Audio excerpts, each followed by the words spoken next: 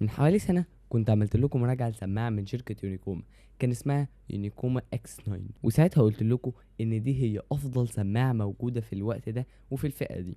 ولكن وانا بعمل السيت اب الجديد السماعة دي قعدت تقع وتتبهدل، وبصراحة يعني مبقتش نافعة، لدرجة ان شكلها بقى عامل كده. هي بصراحة الودن دي كانت راكبة، بس وانا بسجل المرة اللي فاتت حاجة بيها برضو قامت وقعت، فبقيت كده بالظبط. المايك بقى متبهدل، وبقيت يعني خلاص طلع مصارينها، فنقدر بكل اختصار نودع السماعة دي. واعتمدت الفترة اللي فاتت على السماعة دي من اتش بي، اسمها اتش بي 110 او اتش بي 120 حاجة كده، وكانت السماعة دي معايا بقالها 5 سنين.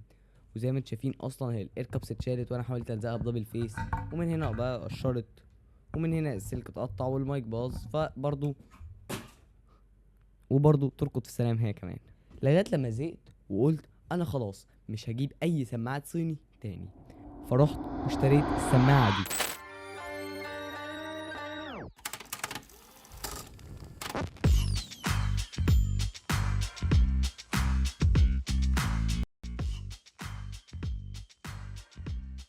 اللوجيتك جي 435، والسماعه دي من احلى الحاجات اللي انا استخدمتها طول حياتي. خلينا نبدا اول حاجه بفتح العلبه وتصميم السماعه.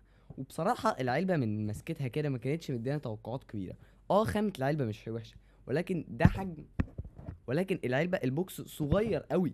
انا عارف انا عمال اخبط في المايك، بس انا عارف ان المايك ده مش احسن حاجه للاستخدام، بس انا بصراحه بحب المايك ده اكتر شويه، فمش عارف ليه حبيت استخدمه المره دي. عايز اقول لك ده شكل العلبه بتاعت السماعه اللوجيتك. سماعتي القديمه اليونيكوما اللي هي اقل من نص ربع تمن، يعني باقل من يعني هي تعتبر ما جاتش حاجه جنب السماعه دي كسعر. ده كان حجم البوكس بتاعها، فيعني بص ده كده، يعني لو جنب بعض بالطول وبالعرض فيش ده دي بنت دي. بس طبعا مفيش فرق برضو في الكواليتي، ولكن بالرغم من ان البوكس صغير فانت هتلاقي جاي معاك كابل تايب سي والريسيفر. ولكن خد بالك من نقطة مهمة جدا جدا جدا جدا جدا، ان الريسيفر بيبقى موجود هنا، لان هنا كده. ليه؟ لان انا السماعه دي انا كنت جايبها اصلا من بره مصر، لان يعني كانت ساعتها لما اشتريت كانت في مصر سعرها مش احسن حاجه. فانا لما جبتها قعدت ادور هو الريسيفر فين، وقعدت اقلب الدنيا لغايه لما لقيت ان الريسيفر مختفي جوه الحته دي. فخد بالك قوي من النقطه دي، لان ايه بصراحه لخبطتني. والسماعه جايه بالتصميم السيمبل ولكن الشيك، جو بقى شبه العربيات الكهرباء والتسلا والحاجات دي، ولكن التصميم ده من غير اي اضاءه ار جي بي او حاجه. وبصراحة انا مش من الناس اللي بيهتموا بالاضاءة الار جي بي في السماعة، لان معلش دلوقتي دي سماعة اهي محطوطة على ودني، انا مش محتاج ان انا ابقى شايف الاضاءة. وكمان من الحاجات اللي هتشدك اول ما هتمسك السماعة وهي الميكانيزم بتاع توسيع وتضييق السماعة. حلو وناعم وكل حاجة، ولكن انا عندي معاها مشكلة واحدة، ان انا مش دايما ببقى عارف، او يعني علشان اظبط ان الناحيتين يبقوا قد بعض بتبقى صعبة جدا. يا اما لازم استخدمه على اوسع حاجة او اضيق حاجة، لكن لو حاجة في النص لازم بقى اقعد واحاول واظبط، فبتاخد مني شوية وقت. وبرضه من الحاجات اللي هتحبها قوي في السماعة دي وهي الخامات. السماعة هنا جاية كلها من الخامات البلاستيك مع وزن 165 جرام. ولكن هو مش البلاستيك الاي كلام او المعاد تصنيعه، لا هو بلاستيك بكواليتي محترمه جدا جدا جدا جدا جدا. انا عايز اقول لك انا يعني السماعه دي ما بقى هنتهى. السماعه دي داخله معايا في 3 شهور، السماعه دي معايا من اواخر شهر 5 او من بدايه 6، يعني نقدر نقول شهرين او 3 شهور. السماعه زي ما انتم شايفين بحالتها، والبلاستيك زي ما انت شايف هو مرن بطريقه متخلفه. وكمان ومن الحاجات الحلوه وهي الاير كابس. الاير كابس هنا من القماش او ميموري فوم اير كابس يعني. والاير كابس هنا على فكره برضو تقدر ان انت تغيرها، ولكن الاير كابس القماش فيها ميزه وعيب. الميزه وهي ان هي مريحه جدا، انا بقعد بالخمس والست والسبع ساعات واحيانا اكتر من كده بمنتج او بستخدم السماعه دي وما بحسش باي مشكله معاها. ولكن عيبها ان هي قماش، فبتطلع الصوت بره، لان القماش فيه مسامات فبيسرب الصوت. وبعد كده بقى عايزين نروح لتجربه الاستخدام. وبالنسبه لي يمكن من اهم الحاجات دي الا وهي ان هي وايرلس، ولكن هي مش مجرد تقنيه واي فاي او بلوتوث تكون ليها تاخير عالي، لا السماعه هنا جايه معتمده على تقنيه اللايت سبيد من لوجيتك، فالتاخير فيها بيكون قليل جدا. والتقنيه دي قدرت تغطي معايا مستوى الشقه كلها، وكمان بتبقى يعني قادره تلقط بشكل كويس جدا. يمكن لما ببعد قوي والبطاريه تكون قربت تفصل بساعات بتقطع بصراحه. وكمان السماعه هنا بتشتغل على الموبايلات او اي حاجه لان فيها كمان بلوتوث. وبصراحه الليتنسي في البلوتوث كان فيه ليتنسي وانا كنت حاسسها، مش عارف ده انا بس اللي حسيتها ولا هل ده مشكله من عندي، فيعني لو لقيت ان الحوار اتحل برضه هكتب لك. ولو هنتكلم بقى عن تجربه الصوت والاداء، فانا هنا حابب ابدا بصراحه بالمايك. السماعه هنا جاي فيها مايكين في الشمال، اللي هو الفتحه دي والفتحه دي، والمايك ده هو جوه السماعه، لان السماعه دي معموله انك توصلها على الموبايل وتقدر ان انت تتحرك بيها في الشارع. فمعلش يعني انت لو جبت السماعه اللي هي بمايك نازل على بقك شبه الكول سنتر ونزلت بيه الشارع، هيتصفى عليك للصبح بصراحه. والمايكين دول على فكره كويسين جدا وبيلقطوا كل حاجه، حتى لو في صياح جنبك بيلقطوه عادي، ولكن عن طريق النويز كانسليشن وما بيدخلوا الا صوتك انت بس. والسماعه كمان فيها ميزه حلوه جدا جدا جدا اسمها السايد تون. السايد تون دي هي ميزه شفتها في الايربودز، شفتها في حاجات كتير، وهي ان انت فكرتها انك لو ضغطت على زرار المايك ده ضغطتين ورا بعض، هتلاقي انك بقيت قادر تسمع اللي حواليك من خلال مايكات السماعه. عشان لو انت مشغل اي حاجه الصوت يعني عشان لو انت مشغل اي حاجه وحد بينده عليك تعرف تسمعه. وانا بصراحه القناه دي بستخدمها كتير جدا جدا جدا جدا جدا جدا جدا جدا جدا جدا جدا. وكمان تقدر ان انت تتحكم في علو الصوت عن طريق ان انت تدوس على على زرار المايك وتعليه الصوت فتعلي الصوت المحيطي، ولو دوست على زرار المايك وتوطيت الصوت فتوطي الصوت المحيطي او الصوت اللي طالع من السايد تون.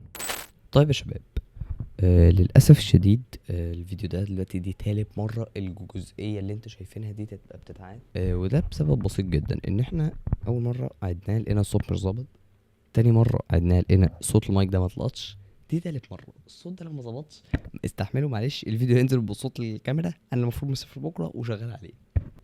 طيب بالنسبه لي العيب الوحيد في مايك السماعه وهو ان هو مفيش اي مؤشر بيقول لي ان كان المايك شغال او لا. فانا احد اصدقائي قعد في مكالمه حوالي 10 دقايق بيتكلم والمايك كان مقفول، وفي الاخر يكتشف ان الناس كانوا متجاوبين معاه، وده كان من الاخر عامل الصدفه هو اللي اشتغل، ويعني القصه كلها في الاخر كانت عباره عن صدفه وبس. وانا في رايي كان الاحسن ان هو يتعمل زرار زي اللي في السماعه اللوجيتك جي برو اكس. وانا هنا مش قصدي ان انا اقارن بين الاتنين، انا عارف ان الجي برو اكس اغلى بكتير، ولكن الفكره ان هو يكون زرار بيدخل ويخرج زي ما باين قدامكم كده، بحيث ان هو يكون انا ابقى عارف امتى هو لو متداس عليه فهيبقى باين لي. ونيجي هنا بقى لتجربه الصوت. وبصراحه انا هنا لازم قبل ما ابدا هقول لك حاجه، الناس الصوت عامه بينقسموا لنوعين، ان هو بيحب الصوت العالي جدا وهو عايز سماعه يكون صوتها عالي ويكون فيها بيس قوي، والنوع التاني اللي هو عايز سماعه مش اعلى صوت ولكن هو عايز سماعه يكون كواليتي الصوت فيها حلوه وفي نفس الوقت تكون متوازنه، يعني صوتها مش واطي قوي ومش عالي قوي. ولو انت بصراحه سالتني انت من انهي نوع، هقولك انا من النوع التاني اللي عايز سماعه يكون فيها كواليتي الصوت متوازنه. الغريبه بقى ان السماعه اللوجيتك دي ادتني حاجه غريبه جدا، هي جايه بصوت عالي، السماعه جايه بصوت عالي ولكن في نفس الوقت بكواليتي صوت حلوه. هي مش اعلى صوت ولكنها احسن كواليتي صوت في الفئه السعريه دي كسماعه وايرلس.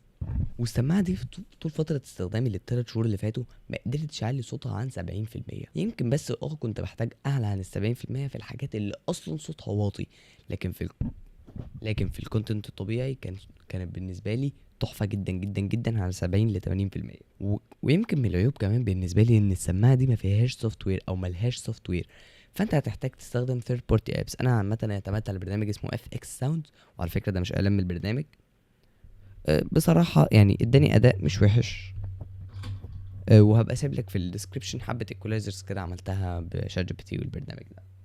وعشان تبقى عارف ان السماعه هنا بيجي فيها بروفايلين للصوت، واحد بيكون واطي مهما هتعلي هو معمول له ليميت، وده بتشغله عن طريق ان انت بتضغط على المايك وزرار توطية الصوت وهتلاقيها اتنورت معاك بفلاش برتقاني.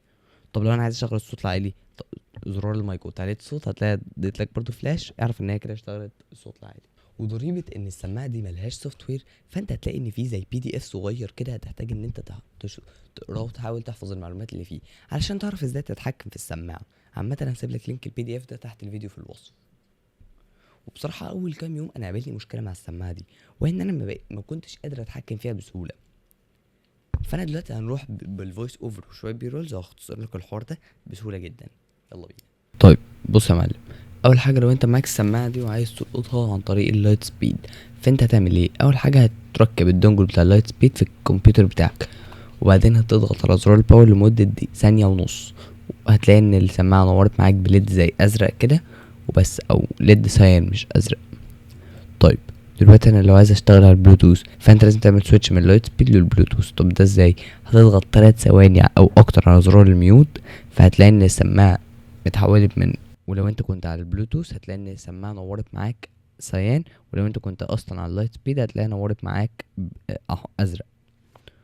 طب دلوقتي عشان القط جهاز بلوتوث محتاج ان انا ادخلها في وضعية الالكترون. طب ده بيحصل ازاي؟ هضغط 3 ثواني او اكتر على زرار الباور مع الميوت، هنلاقيها قعدت تعمل زي فلاش بسيط، آه، هنلاقيها عملت فلاش ازرق، وبكده تكون جاهزة انها تعمل اقتران مع جهاز جديد. طيب خلينا دلوقتي كده في اخر حاجه في الفيديو نتكلم عن العيوب اللي قابلتها مع السماعه دي، وفي نفس الوقت شويه معلومات مهمه. اول حاجه، ما تشتريش اي منتج لوجيتك الا بضمان الوكيل ومن موزعين معتمدين. هسيب لك برضو عامه اللينكات بتاعتهم تحت في الديسكربشن. طيب خلينا بقى نتكلم عن عيوب السماعه بالنسبه لي. عيوب السماعه بالنسبه لي، اول حاجه ان هي ملهاش سوفت وير، وتاني حاجه هي مش عيب بالنسبه لي بس انا بفضله شويه، وهي ان يكون فيها اي اضاءه. هو مش فارق لي، ولكن لو في يبقى احلى طبعا. وانا مش طالب كتير، انا طالب اضاءه تكون ثابته ار جي بي عاديه، حتى لو ثابته تكون بس عند حرف الجي ده، على الاقل تكون دي انديكيتور للمايك. ولو انت بقى عايز تشتري السماعه دي فانت تقدر تشتريها من مول شوبينج، هسيب لك اللينك بتاعه تحت الديسكربشن. ولو استخدمت كمان كود الخصم اللي باين قدامك على الشاشه ده هتاخد خصم 200 جنيه سواء اونلاين او اوفلاين على سعر السماعه. الكود ده شغال معاك لغايه اول يوم في شهر 9. وبس كده، لو عجبك الفيديو ما تنساش تشترك في القناه